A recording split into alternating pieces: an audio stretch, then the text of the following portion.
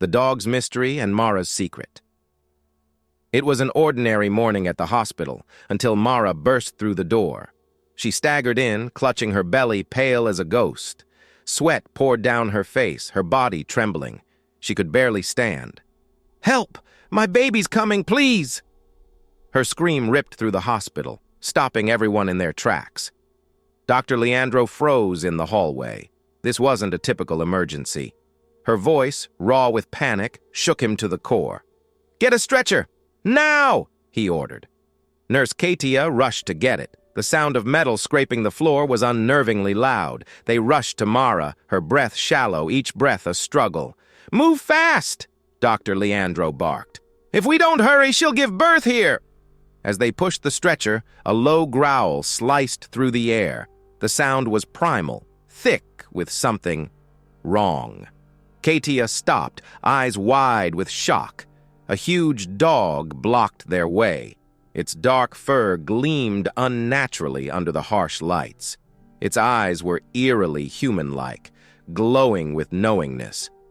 "Get out of the way!" Dr. Leandro yelled, pushing the dog, but it didn't budge. It stood still, daring them to pass. The growl wasn't a warning, it was a challenge. "Where did this dog come from?" one nurse whispered, but no one knew. Security arrived, but the dog didn't move. The tension was thick. What started as a routine delivery now felt wrong. Then Mara tilted her head back, gasping in pain. She let out a deep, guttural howl. It pierced the air like something unnatural. The dog froze. Its eyes locked onto her, recognition flashing across its face. Then it howled back, deep, earth-shaking. The two howls merged in perfect sync, sending chills through everyone in the room. It was as if they were communicating, speaking to each other in a language no one else could hear. "No, this can't be happening," Katia whispered, shaking. She glanced at Dr.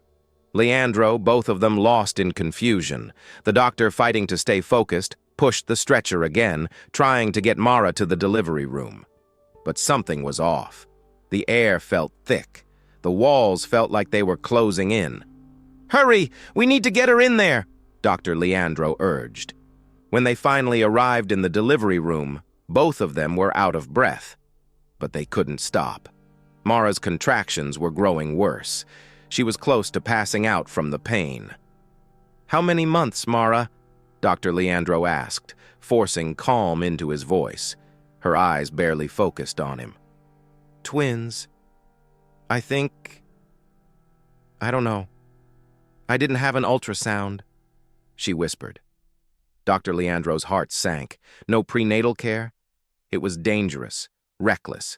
But before he could say more, Mara groaned loudly and collapsed, unconscious for a second. Then her eyes snapped open, wild with fear. "They're coming!" she screamed. Her body arched and she pushed, but nothing happened. The baby wouldn't come. Then the howls returned.